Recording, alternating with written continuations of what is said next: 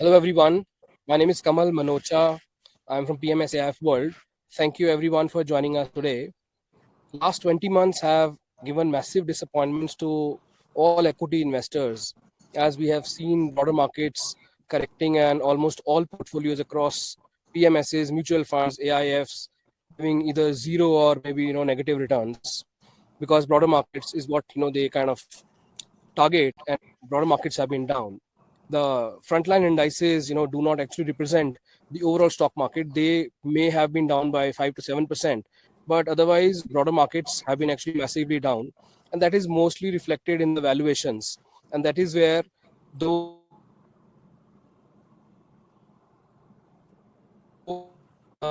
valuations across large are down by 25 to 45%. So now at this juncture, at the beginning of a new financial year, in fact, we PMSAI World had created a note where we maintain our stance as cautiously optimistic because valuations is very important factor, and valuations are again back to the lows of COVID from where we saw massive rally happening in 2021 and 22. So now though valuations are attractive, but valuations are not the only factor that determines whether equity markets are going to move ahead or not. Another factor which is today looking tight because interest rates have gone up, and we are back to the I would say economic regime where the stance is not dovish anymore, it is hawkish. And at the same time, the third factor that again is the future of equity markets is earnings. So that factor again for India as the economy is doing good, but because many Western economies are going in recession and India is not kind of not connected to the world, from that point of view earnings are also something which only future will tell. So though valuations are attractive, earnings and liquidity is something which is a matter of uncertainty. But at the same time, because over last 2 decades, we have seen equity markets have not remained in consolidation phase for more than say 18-20 months, and we've already crossed 20 months of consolidation. It seems that we are definitely going to see markets moving ahead, and hence a question mark, which is, are markets knocking with an investment opportunity again?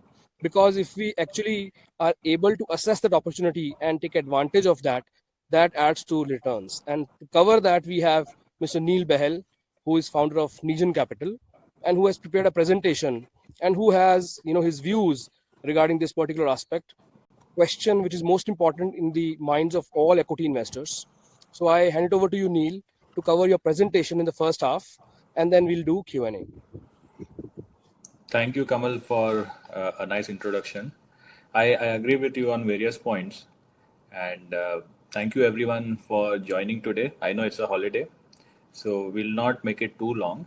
The idea is to just talk about the overall big picture as to how do we look at investing, because investing can't be a straight line journey that we will buy something and it will go up. There will be a lot of times where you just think that, oh, it's very frustrating, and what you expect doesn't happen. So investing, it has to be looked at in a very overall sense. So today I thought, this is a good time as any to discuss about how should we look at investing. Last 15 months, almost 18 months, markets have really not gone anywhere. So, I just had prepared a very small slide. We'll go through that one by one and discuss, in a very structured manner as to, what the markets are doing right now, what we should be doing right now, and how we should be doing right now. And it's just a short presentation post which, if you want, we can do a small Q&A and we can take it from there. So that the topic, as advised by Mr. Kamal, was a very interesting topic. Our markets knocking with an investment opportunity again. So I have a very clear view on that. My clear view is that markets, the investment opportunity in India, for example, never left in the first place. Market was always going to be up and down, but it's not about markets being up and down that should bother us.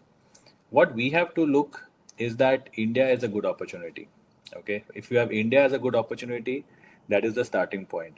And then if you can find good stocks in your comfort zone in terms of valuation, you just make a nice little basket and you diversify, and you keep doing SIP at a basket level. So in my overall thinking, the investment opportunity never left. That same topic that we were talking when the markets were going up, all of us, we come and we talk, India's per capita GDP, India GDP growth, 2 trillion to 5 trillion to whatever trillion.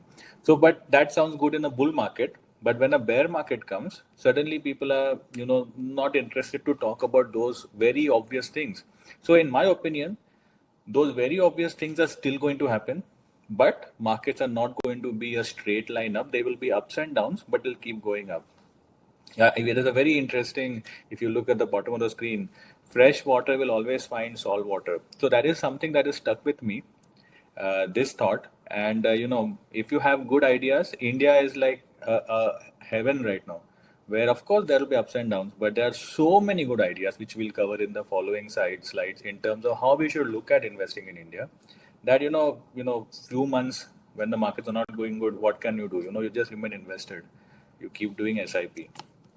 So where are we right now? As Mr. Kamal said that things have not been going good, and it's actually a fact. While Nifty says that it's only down 7%, on average, everybody's portfolio, you would see that stocks are down between 20 to 25% from peak, and that's reflected in the small cap index, which is the broader index. Uh, Almost entirely everything in the small cap index is down from its peak by that much. So there has been a little bit of pain, but as I said before, that you cannot run away from this. This is always going to be part of the journey. What could be down 24% could be up in the next 2-3 years by a lot. So this is what the overall scenario is. What should we do in this scenario that we can, like currently where we are? What should we do in the coming few months and years is what we will cover now. So first thing we do is not predict macros. Okay, so everybody that I talk to, the first question is market kya lagta hai? I mean, market kya lagta hai? How does anyone know, right? Because markets are a function of certain things like interest rate cycles and how the money is going to flow.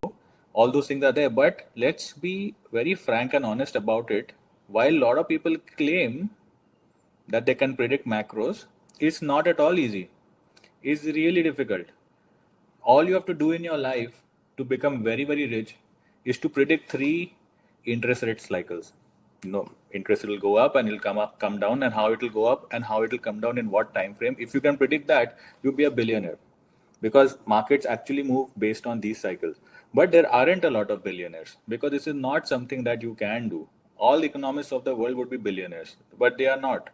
Uh, so what I think that we should leave this game of trying to predict tops and trying to predict bottoms based on macros. No one is, going to get it right. There can be people who get it right on fluke, but it's not that you're going to get it right based on what you're thinking. There are too many moving parts, too many. So instead, all the legendary investors of the last many years, they all said the same thing. When I've been as a child, I've been going through what they talk about and trying to fashion my investing based on a lot of these guys mindset. So without a doubt, everybody says macros, I don't know. I am very, very bullish on the overall cycle. So the Indian investors, let's say, for example, Mr. Jhunjhunwala, when he would, anytime you would ask him macro, he would say, I don't know what is going to happen right away, but I do know that India is a buffet, he used to call it. And he's so right. India is a buffet, and we don't need to predict macros in the first place. We just need to identify sectors, which are the emerging sectors. We need to try to figure out a way to buy a diversified basket of very cheap stocks, decent companies, but cheap companies, and you have to wait patiently. These interest rates in US going up by quarter basis points and how they fall by quarter basis points, if you could predict that, that would be great, but it's not easy to do that. What is realistic is to make a portfolio and wait patiently. It is, after all, in my opinion, a waiting game investing. And if you can do SIP along the way, then nothing like it. So we forget about macros and we think about India. I'm telling you, there is being a fund manager, talking to so many different people and promoters in different industries. There's so many emerging areas in India, which I have no doubt will be doing very, very good in the next, let's say, 5 years, 10 years, maybe even 15 to 20 years. And most of these we all know. Like if I tell you digital advertising is going to be in a rising trend, we all know that. We all know that companies are going to be more online in their focus on spending dollars to reach out to their consumers. The younger generation is largely online on different platforms. So they are not going to be putting ads in the newspaper that much. They're going to be putting ads on social media more going forward. So it's a very, very clear emerging trend.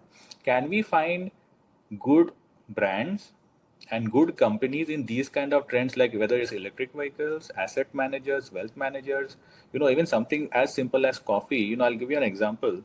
We have invested in a company called Blue Tokai. It's a startup. But I see a trend that the younger generation, they're all hanging out in cafes. They're all very, very serious about their coffee. So as simple as it sounds that coffee is an emerging trend, but it really is an emerging trend. I've seen this company, Blue Tokai, grow from a very tiny business to now doing a annual turnover of 150 crores.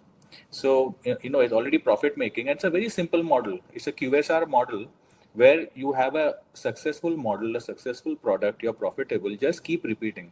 Just keep setting up more of these cafes and sell more of your coffee. And it's just a game of numbers after that. And there are other emerging themes. The emerging theme is India becoming a manufacturing hub. So there are a whole new way of looking at India. If you want to look at the manufacturing sector, there are so many options. And if you talk about any of these emerging areas in India, there are so many options. Like, I've not even mentioned so many which I used to talk earlier. I'm still very bullish. Like, for example, the QSR space. I've spoken a lot. I've bored a lot of people with that. That's why I thought here I'll talk about something new today. But QSR, think about it. Uh, KFC, something like a Pizza Hut, these kind of guys, something like a McDonald's, the game is very simple. The product is there, the opportunity is there, the total addressable market is there.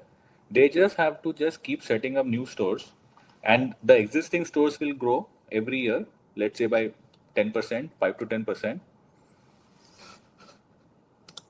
And new stores will add another 10 to 15% to revenue. So growing 20-25% is not going to be difficult for serious players in the QSR space, and it actually applies to everybody in all these emerging sectors. So if we know today as investors and civilian citizens of India that there are so many emerging areas, then why do we care? Why do we care if the stock market is down for a few months or years? Because stock market will be down for a few months and years for reasons like, China ने missile fire किया, अभी हम क्या करें? Or somebody did something like, the Russia-Ukraine war. What can you do? It's a part, but it's a part of the game. What you can do, we'll cover in the slides ahead. There are certain things that you can do in a bear market, but a bear market will come. Even though I'm talking about a great India opportunity, which everybody, all investors talk about the great India opportunity, that great India opportunity is there, but it's going to be up and down, up and down. Eventually, it'll go to its levels that it has to, but it'll not be a straight line journey. There's not going to be instant gratification all the time. So we'll have to be ready for the grind also.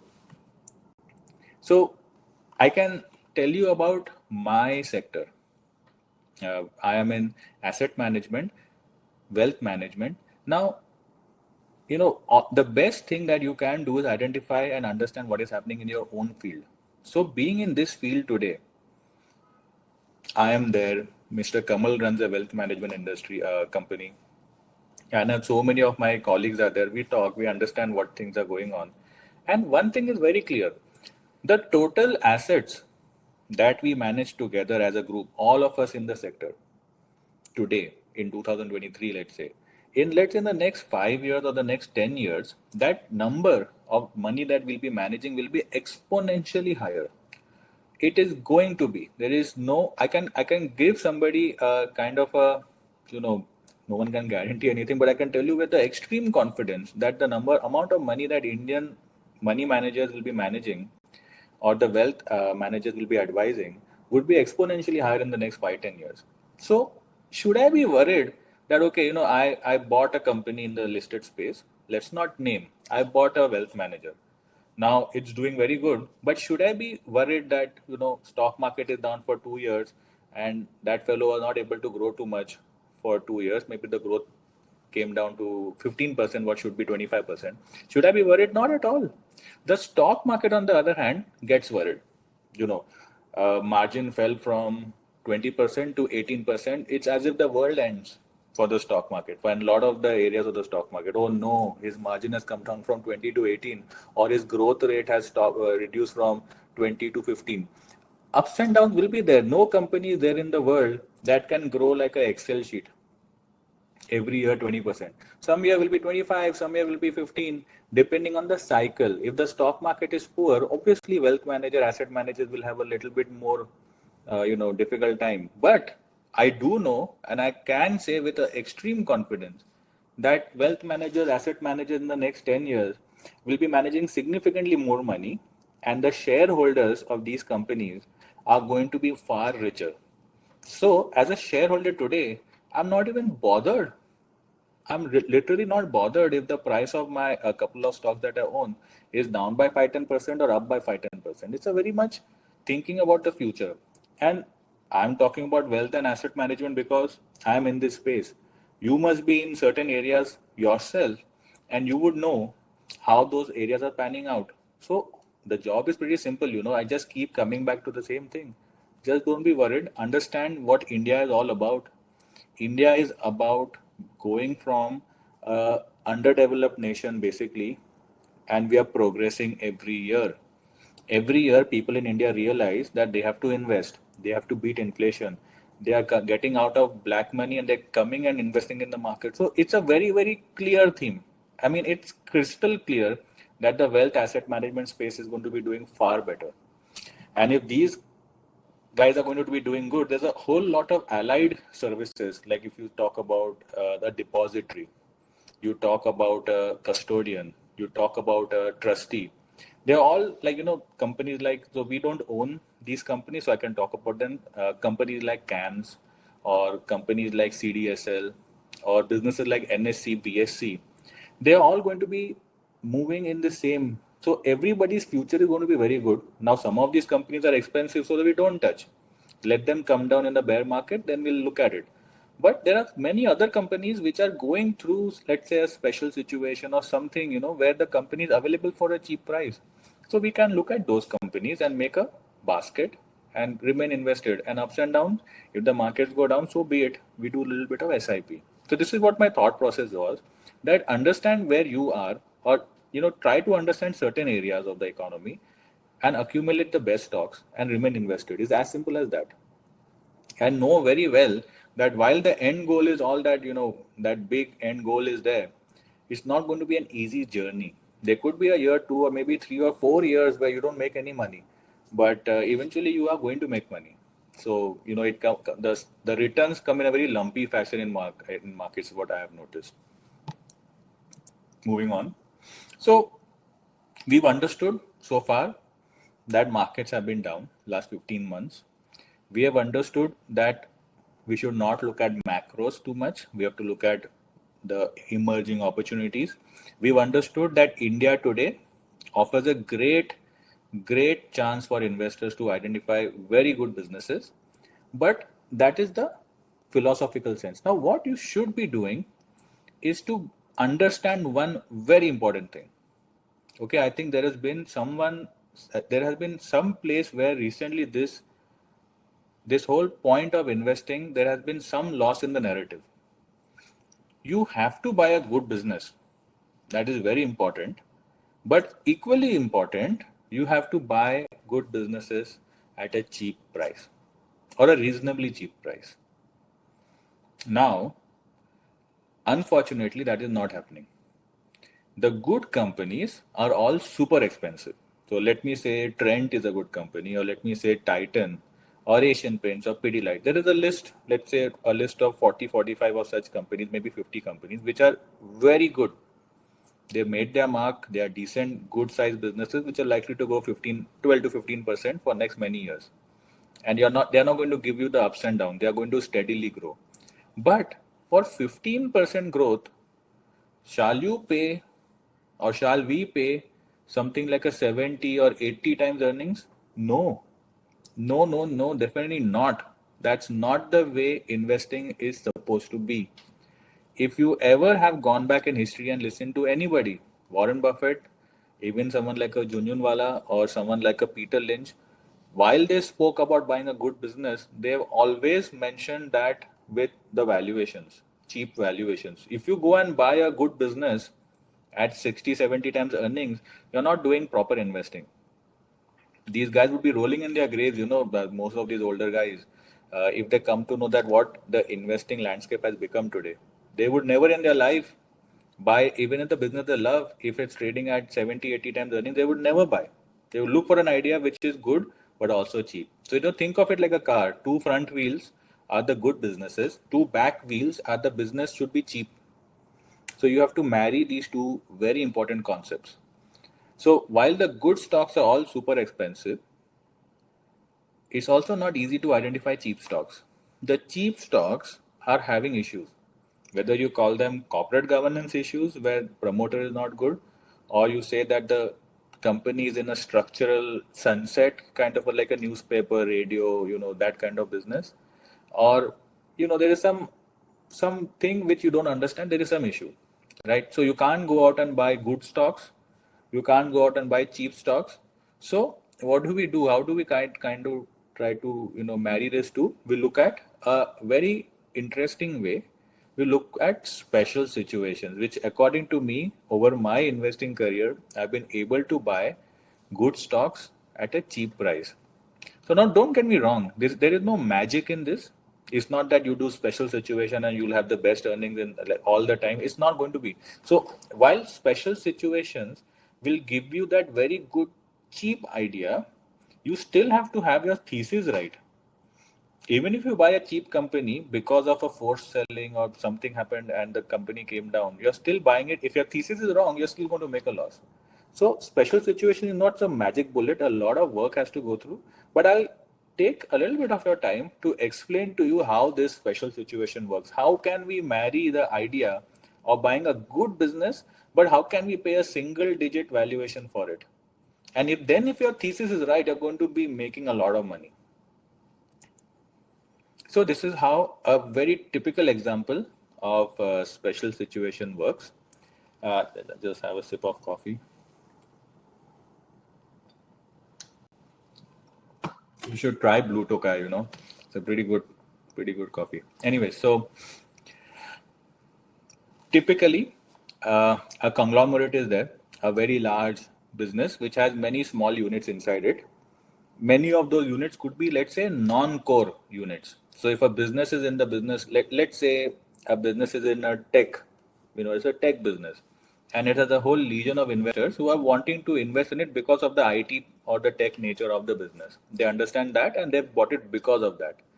But then the business has some legacy old businesses that they have been doing and they have been doing fairly well, let's say the business has for example's sake, it has a tire business, which is nothing to do with IT or technology, but they are very good in their tire business. But it's a very, very small compared to the overall tech size. So the shareholders tell the guy, the promoter, why are you doing capital misallocation? Why are you earning all this money in your IT division and why are you investing in your tire division? We call it bad corporate governance and we say that is called capital misallocation. And fair enough. Why should an investor who's bought a tech company see that tech company take a lot of that money and invest in a factory of a tire business? It makes no sense. He would rather have a payout for himself in the form of a dividend or buyback or something like that, So it makes sense. So he's right and also wrong. So let's say, what does the company do? The company says, okay, fine, you're right. I should ideally not be using the cash flow that I generate from business A and put it in business B, even though it is an expansion and after 5 years it will be pay out in a big way. So they say, okay, we will split the conglomerate. We will keep the tech business separate. We'll keep the tire business separate. Now, okay, they've done that. Great. Everybody claps. Now, when the two businesses list separately, you have all these legacy shareholders already. All of them, let's say, own 25-30% equity, and all of them have this one clear idea that I bought this business for the tech side, and I have no idea what this tire business is all about. I don't care. I'm a tech fund, or I'm a large cap mutual fund, and this tire business is a small cap. I don't care, and I don't want to own it. So people who are owning, let's say, 30% equity of the business, the large guys, they all come in the market at the same time and start selling the tire business, because they got one share of tire business, they got one share of tech company. They will keep the tech company. They think it's great. But for the tire business, even though the tire business is good and the tire business is listed decently and trades at, let's say, single 10 PE, it will trade at 10 PE, which is a little bit lower than the average tire player, but it's trading at 10 PE. So these guys will not care that it's at 10 PE or 12 PE or 15 PE or 8 PE. They will start selling it. And like clockwork, it happens without a shadow of a doubt that this tire business will list and these guys will start selling. And then you have this whole situation for, it can last 1 month and it can last 12 months, that they will be selling, selling, selling, selling, selling. And in this kind of selling, this is called forceful selling. It's not going down because the tire business is bad.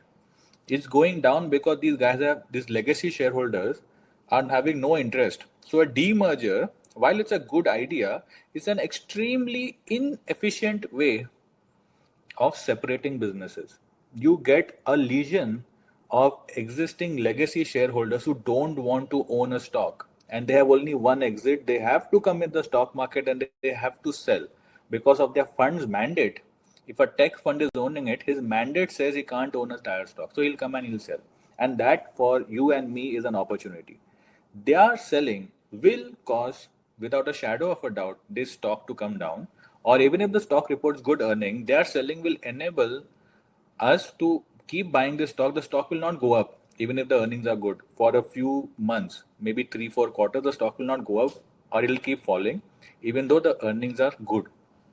You and me can identify these kind of stocks and start building a portfolio. And after that, you have to do nothing. You just have to wait it out. Of course, as I said in the previous slide, there is no magic here. It's not that aapne special situation kiya and you are going to become billionaire. It doesn't work like that. We've also made mistakes. You may buy a stock very cheap. Okay, fine. It's listed. It's fallen because of the forced selling. That's good. You got your good entry point. But if you're wrong, and if that tire business, doesn't grow or has a very bad time, the stock is going to continue falling. So you also have to understand what you're buying. You have to do a lot of scuttlebutt. You have to meet the promoters. You have to understand what the plan is. And then after you made a basket of 15-20 such companies, you just wait patiently. Wait for this 15-18 months of bad market to turn into a good market. And then you will see something very interesting. If your thesis is right, you're going to trounce everybody else in your peer group. And that's what special situation investing, if you see historical track record of the US based special situation fund, they've all been the best performers. They have consistently beaten all these normal ETFs. They have consistently beaten the S&P 500 by big margins. Whether you talk Warren Buffett, before Berkshire, when he was managing client money, he was doing special situations. Or you talk about Joel Greenblatt, 12-13 years, he's grown CAGR of 50%.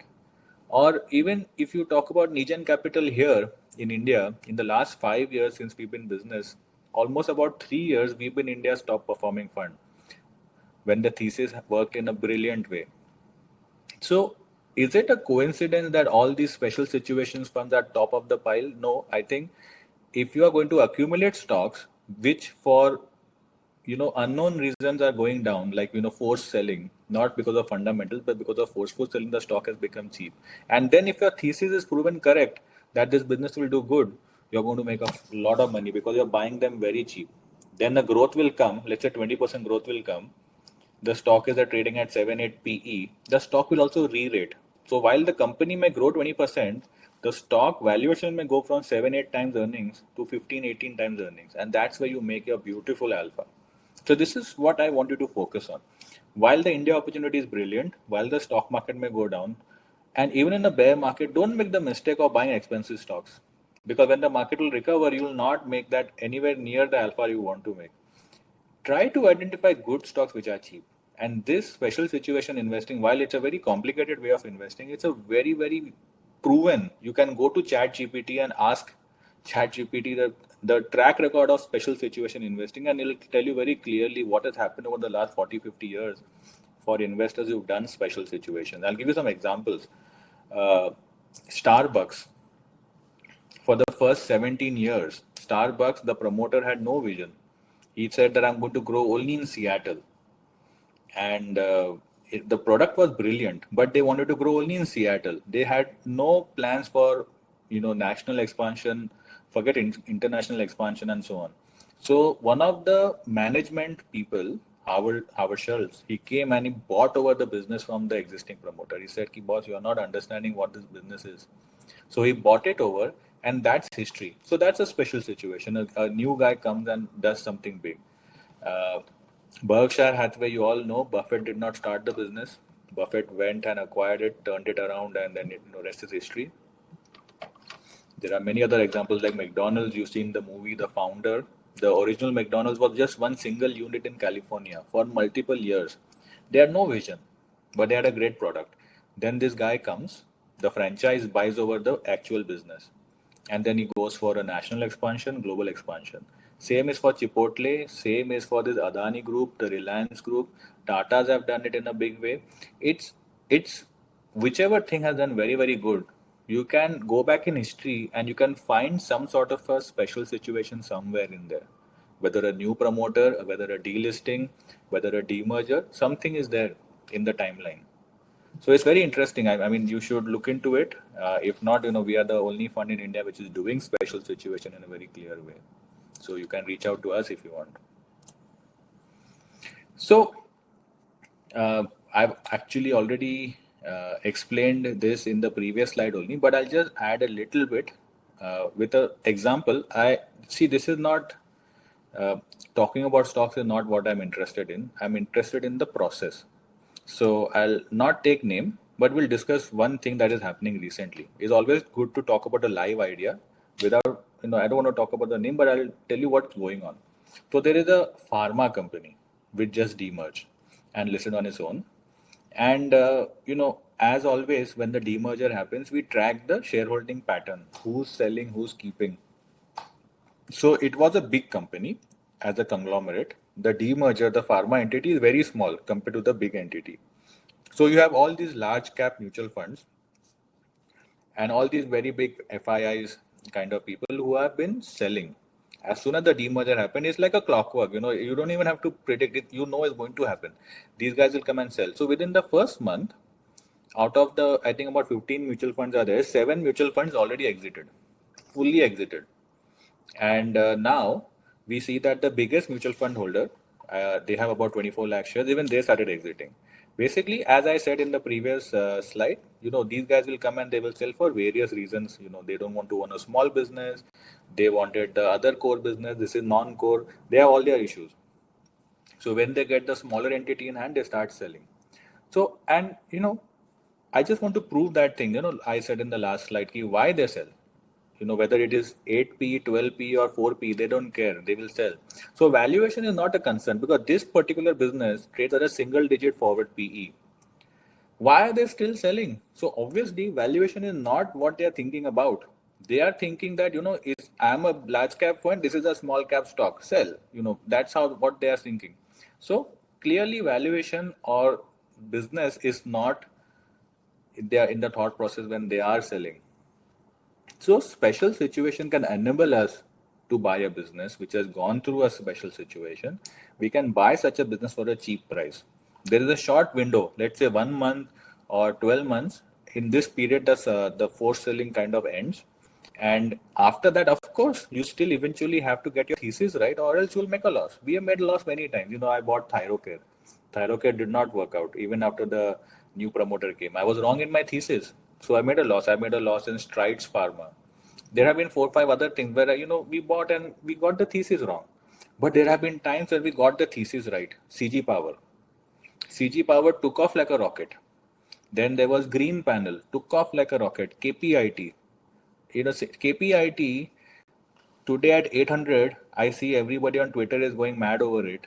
When the demerger happened, for good 18 to 20 months at 60 rupees, I was alone telling people, "Arey boss, KPIT dekho." People had no interest whatsoever because these funds were selling. The stock was under, a little bit of pressure. So basically, just a narrative of the stock movement. If the stock starts going up, then people look at it. So for 18 months, you could have bought KPIT for 60 rupees, how much ever you wanted. You could have bought the whole company if you wanted the float. But and then rest is history. When the market turned and when IT stocks came in flavor, 60 rupees went to 800. Why and how? So then there was Max Healthcare. Again, for us, we made a lot of money. This was actually our biggest holding, Max Healthcare. We made a lot of money in Max because the previous promoter was, it's a public forum. The company was not being managed perfectly. Let me put it that way, in a very dressed down way of saying things. And when KKR came with a very good new manager in Abesoi, the business took off. And when the business took off, the stock went from 47 rupees to 470 in a matter of 2-3 years. So this just keeps repeating. On the whole, if you make a big portfolio, you're going to make a lot of money doing this. And, as an investor, we have not been taught to look at this kind of investing because 94 or 95% of all the money, all the SIP that happens in India goes in the top 100 companies only. They're all very expensive, but still all these fund managers want to buy those companies only. There's a whole new way of looking at stocks, which is actually a very proven way of looking at stocks. So that is done. Okay, we've covered one by one in a very structured manner what is happening, what you ought to be doing in terms of how to identify good and cheap. But now that you've reached this space, okay, bearish market is going on. Most of us have small caps, larger part of the portfolio, mid cap and small cap. So a lot of the portfolio stocks are down. Some are down 20%, some are down 30%. Some are up, but some are also down, where the thesis is not worked out the way you want. This bearish market is always a great time for pivoting. It's a great time for cleaning up the portfolio. So every single bear market, I look at my portfolio and I make a decision that I need to make this portfolio better. Because while in the bear market, my stocks have fallen, even good companies have fallen. It's not just, my portfolio which has fallen. Everybody's portfolio has fallen. So can I make my portfolio better? So that's first decision, clean up and pivot. After that, how do you do it? So you make a paper portfolio, imaginary paper portfolio, and you write down names based on your study that let me figure out 10 names that I want to buy today. And if you write down those 10 names, and if they are different from your actual portfolio, then there is some mismatch. In your mind, which is the smarter space, it knows that this paper stocks, 10 new stocks are better than your existing stock, but your heart is an emotional item, is not letting you sell those stocks because there could be a loss associated there. Arey, how can I sell something which is down 30%? Your mind knows that the paper portfolio has no stock from your current portfolio, but you're still owning your current portfolio. That's a mistake. And that's where, investing, you have to be emotionless and you have to actually go in a bear market because a good stock and a bad stock both have fallen. Let's say good stock may have fallen a little less, but it's also fallen. It's a good time for you to, make that change. So in my opinion, you should clean up. You should make a paper portfolio. Whichever stocks from your current portfolio don't make it to your paper portfolio, you should look at them seriously and see whether you would like to do more scuttlebutt and think that this thesis, has it gone wrong or not? If you think it has, sell it and buy the stock of your paper portfolio. Of course, a lot of research has to go. It's not very simple. You have to do a lot of work on the existing and the paper stock also. And if you think that what you put on paper is better after your work is done, then you buy that. Then, of course, comes a very important concept called the opportunistic SIP. So, as the market keeps falling in a bearish phase, you keep accumulating on dips. You wait for the bad days and you buy in those bad days. It's easier said than done. A lot of people that I have noted in the bad days, instead of buying more, they sell. So there has to be a reversal of psychology that we need to employ within ourselves. We need to train ourselves to be getting happier in a bearish market in a place like India and not getting scared. We are doing the exact opposite. When the markets are going down, we are getting scared instead of getting happier. Happiness is not about paper profits. Happiness is where you can be in 10 years.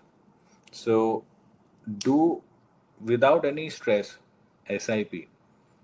And very, very important. Now, this is again where people make mistakes is how do you do SIP?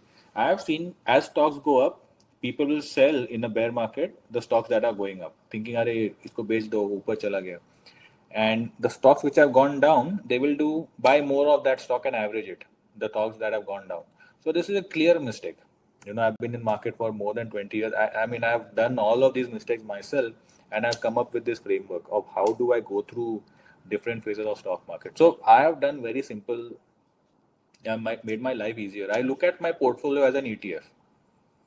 No, I don't give any favoritism to any stock. If I am having a portfolio of, let's say, 1 lakh rupee, and if I want to put 10,000 rupees now, I'm not going to pick the top three stocks which I want to put. I'm going to take the 10,000 and deploy, at a pro rata basis on the portfolio. All the stocks will get money.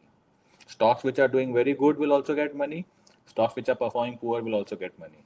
So it's SIP. Basically, to sum it up, SIP has to be done at a portfolio level.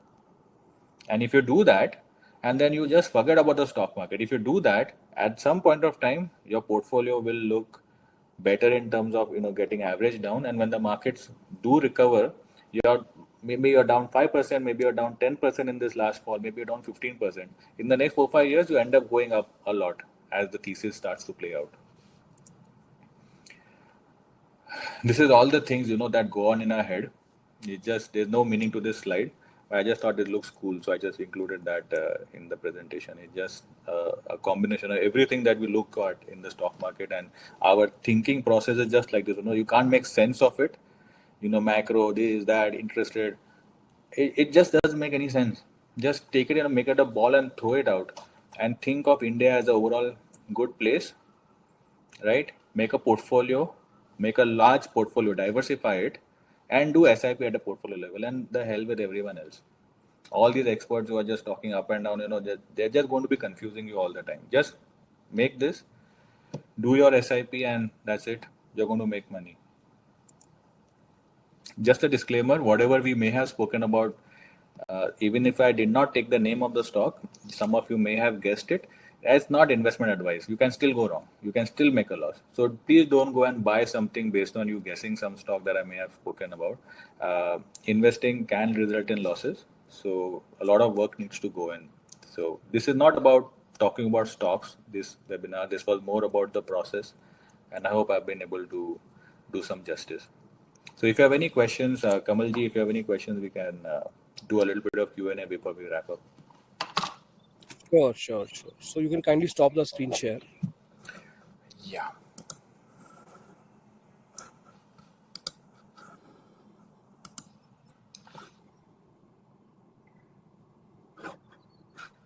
Yes, I think this was very interesting and very educative presentation. And since the topic of this particular webinar pertains to overall markets, and you have also covered special situations, and that's your area of forte, Neil. A question that comes to my mind is that if we were to view India as a market, Indian capital market, or as an economy, we have seen over the last 20 months, FIIs have done, massive selling. And there are various reasons that we know, for that. Do you see Indian capital market also from the lens of special situations? And if so, then what are the drivers and what does that convey? Yeah. So, FIIs buying, selling again depends on interest rates, and many things which you cannot predict. They will sell 3 months and they'll come back in a big way in the fourth month. So I personally don't look into what the FIs are doing. I literally have never in my life yet looked at it, and I've done fairly well in the stock market personally before the PMS, and even in the PMS we've done very good, and we don't look at all this FIs and all. But yes, your second part of the question, we look at special situations, a way of investing. You want to buy a good stock which is cheap.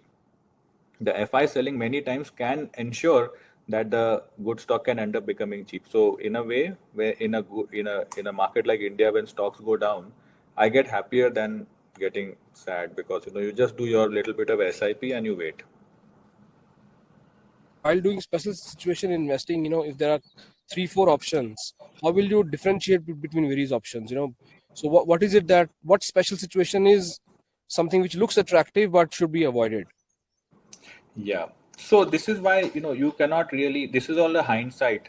You can only know in hindsight which was good and which you should have bought more and which you should have avoided. In that particular moment, you look at your CAGR that you can make, which model that you have prepared is giving you more profit, and which company is actually better in terms of return on capital, in terms of retained earnings, all those kind of things. And eventually, at the end of the day, even though you have a lot of these processes and framework in mind, you can still end up, a company that you did not think that highly of will end up becoming the best performer. So you cannot really, in that moment, know. But that's why we diversify. That's why you make a larger basket, so that even if there is a business which is going to go up a lot, it's at least part of your portfolio, even if you don't think of it that highly. So you make a portfolio. You don't only bet on 4 or 5 stocks. That's a very wrong way of looking at it. So you look at least picking 15 to 20 stocks. When you have that kind of diversity, you're going to be fine. You have also been doing tech focused companies research, and we have seen over the last 20 months worldwide tech businesses have actually seen fall. So in the current context, do you see that as opportunity, or you still see worse going forward? So tech businesses are a clear and a very direct play on interest rates. So while the underlying theme is there that yes, a lot of these companies are going to keep becoming bigger. Let's say Policy Bazaar will grow every year. But a lot of these businesses global level are making losses. And as interest rates go up, it is not easy to keep financing your losses. So selling happens in these kind of businesses, and valuations of these kind of businesses come lower. So my mistake was, when I was looking at tech companies myself, was this very clear thing. I also got, I also just focused only on the story and not on the valuation, which was my mistake. And I'm very, very, very happy to admit that, okay, I was wrong. What can you do? You can't all be right. So uh, not only I'm a small guy, yeah, Charlie Munger was owning Alibaba, and he made a 450 million loss. So we all got caught up into it. We did not realize that interest rates will go up the way it will. As I said, you cannot predict the interest rate cycle. But the minute interest rates start going up, a lot of the companies who have low return on capital, a lot of the companies which are making losses right now, even though their future may be very good, but they're currently making losses, they see a lot of selling because financing the losses become difficult. And then what you've seen in the last many years, a lot of these startups and a lot of these tech companies have actually gone bankrupt also. And most of them are down 70, 80, 90% in the US. Luckily here we did not have such a bad situation because the market did not have that many ideas, but a lot of people got it wrong. And if interest rate to come down, let's say interest rates start coming down, which the future of interest rate next year is showing that interest rate is likely to come down because US is likely to be in recession. You see the Nasdaq is already in a bull market, is recovered more than 20%. So this is a clear play on interest rate, but predicting interest rate, as I said, is not easy. So we have gone back to focusing on special situation that we really really understand, and we're just going to focus more and more on that itself. Talked about a very pertinent point with regards to creating a paper portfolio and investors getting emotional about their existing portfolio, unable to do those changes. Do you also yourself get trapped in those emotional dilemmas of mind? Yeah. Of course, we are all human. So if I was an AI, I would have been much better portfolio manager. But yeah, I mean, uh, we also struggle with selling. We do a lot of scuttlebutt. If the thesis is still going on, then even if the stock is down, we hold. But when you clearly understand that your thesis is gone wrong, you were wrong in the starting point, then you just have to not have any emotions and you just sell out. So we did that. No, we did that in all our, like, we had Nika, we had Policy Bazaar, we had Rate Gain. These five six companies we had. I just sold out the minute I realized that I have gone wrong. I just sold out of them. And luckily, the special situations out of the portfolio performed extremely well. We had certain stocks like Ujjivan, which doubled. Mirza International became 3x. Make Money became 3x. So it balanced the book. Otherwise, if we were only tech fund, we would have been had a bad year. But now, I'm hoping that this year, now no tech, no distractions. We should have a better time now going forward. What makes you feel that? Because special situations, what you're doing, you're basically identifying a group of stocks which are likely to grow 15-20%. You're buying them for 7, 6, 5 PE. Eventually, you're going to make money on the whole. One or two stocks may still not work out, but the remaining 17, 18, as they work out, it did give you tremendous alpha. You saw that, a lot As of your these AUM, companies in a bad market doubled last year. yeah. So as your AUM is growing, you're already 500 crore kind of a fund. Do you think special situations limiting because special situations is a very niche style of investing. It's a value style of investing, but it's a very niche value style of investing. So, more than the stock market going up and down, this is my more of a nightmare scenario. What if the fund becomes too big for me to do this? So, we thought about this very hard. How will we do special situation if we are managing, let's say, 2,000 crores? That's going to happen. We are going to manage 3,000 crores soon. So, can we still create a portfolio which is going to create alpha? If the answer is no, we'll have to think. But so far, at 500 crores, it's not going to be an issue whatsoever. But the idea is at 1,500 crore, if I think that we are not able to do this any longer, we'll stop the fund for new investors. And we've already taken a step. We've already got a category 3 AIF license, whereby we will be doing the core special situation strategy, but we'll also be able to do, because of the AIF, we'll also be able to do anchor book investing, pre-IPO. We'll be able to expand our horizon. So the core special situations plus anchor book and pre-IPO. So that is the one thing I'm thinking that we can do. We'll have to evolve ourselves. The fund structure will have to change. But you're right. I mean, a special situation you cannot do on a 10, 20,000 crore kind of a book. And that's why all these guys end up buying Titan and Trend, because they are helpless. Though you rightly mentioned in the beginning of your presentation that one doesn't know ki market ka what is a view, but I had still ran a poll asking over 23, 24, what is the opinion that investors have. We have around 150 people logged in, and two options were given. Will we see market showing upward trend of 0 to 15% in this financial year, or downward trend of 0 to 15%? And 85% people are bullish that markets financial year 23, 24 will give an upward trajectory. But I know special situations is totally different. Irrespective of whatever happens to markets, your portfolio is focused on underlying businesses and the underlying special situation. But if you were to kind of leave that aside and comment on your views, given your more than 2 decades of experience of equity markets, how will you attempt to answer this particular question? So, okay, let's, it's like if you put a gun to my head and make me answer, I will say that I have the data. Uh, Last 20 years, lots of ups and downs have happened, lots of crises have happened across the world. India, there were lots of this telecom scam. There was the Indian currency crisis, European crisis, subprime. A lot of things happened in the last 20 years.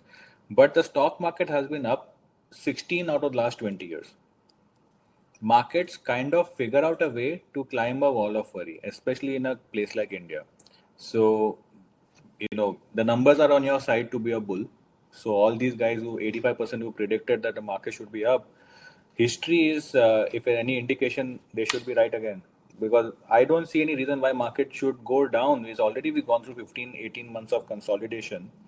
valuations, like my entire portfolio is single digit PE. Are you trying to say that, market is going down further, they will be available at 3 and 4 PE? And if it does go down, so be it. The year after will be a fantastic year. But I also think, I agree, I would also be one of the bulls. If you ask me to vote, I would also vote that market should be up. Not because I'm a fund manager, more because that the data is there. Last 16 out of 20 years, markets have gone up. A lot of people have made a lot of wealth who've just invested and done SIP. And that's what we should do. Sure. When you do your, portfolio management, obviously, your special situations is focused on underlying companies, their valuations, their opportunity at hand. But do you also kind of, put a lens of doing some kind of sector filtration or not? Yeah. So as I said, there are certain emerging sectors. Now, if you were to offer me a special situation where some stock became extremely cheap, I'll look at those sectors first for sure. Now, the wealth management space. Now, there is a company, again, I'm going to mention a stock, but please, it's just for example's sake. It is not an investment advice at all. It can go wrong, it can go to zero, all those things can happen. There's a stock called Edelweiss, for example. Now, Edelweiss is, you know, the wealth management business is very good, is one of India's biggest players, and they're demerging that. They already sold the wealth management business to a Singapore-based fund, and they're going to demerge it. In my SOTP calculation, so SOTP is like sum of the parts calculation, the wealth management business on current price valuation, if it were to demerge tomorrow, it will create a significant discount to peers like IIFL. So I would love to buy if a special situation is happening in a wealth management, and if Nuvama, the name of Edelweiss Wealth Management is Nuvama. If Nuvama were to demerge and list at something like a 25 rupees, I just buy it and wait. Of course, I could still be wrong. Your business may not perform, but the entry price, I know Nuvama has a significant discount to IIFL. It doesn't need to be. It's probably at a discount because the rest of the business of Edelweiss is very, very poor. But once it gets demerged completely, a lot of funds like us will look at it and say, oh, okay, Nuvama trades at X PE and IIFL trades at X plus many. So it makes sense, to buy something. So yeah, so wherever I'm sure on the sectors, and if something happens in a special situation kind of sense, because I understand it better, so I may take a higher allocation. So definitely, what you understand, you take higher allocation. That's why it's very important to focus on what you understand. Otherwise, 2% लेके क्या करेंगे? If you understand something very good, you must buy 10% of your portfolio. Right, Neil. So I think, we come to the end of this webinar. To sum it up, I would say the answer to the broad question which we were asking at the beginning of webinar, is market showing an opportunity? The answer is yes. How big is the opportunity? Only future will tell. Volatility, which is the characteristic of market, will continue. So one should do stagger, form of investing. Special situations is one very interesting and thoughtful style of investing, which is what Neil, has a forte on. And it's a branch of a value style of investing. But as Neil also mentioned, because of last 20 months of correction, many growth stocks are also, at very attractive valuations. We, as one of the wealth managers, are quite dexterous at understanding investors' risk profile and recommending products accordingly. As I said, value style or growth style or a blend of value and growth. There are various portfolio managers, and we kind of run our own proprietary quality risk and consistency analytics to find out best fund managers, best for our clients according to their risk profiles. I urge, all of you, who are keen to create wealth and who are of the same mind that yes, markets is throwing an opportunity, to book appointment with us. We'll be more than happy to guide you. Thank you for logging in today. Thank you, Neil, for your time. Thank you, Kamalji, and thank you everyone for patiently waiting on a holiday. Hopefully it was useful. Talk to you soon. Take care. Bye. Pleasure. Okay.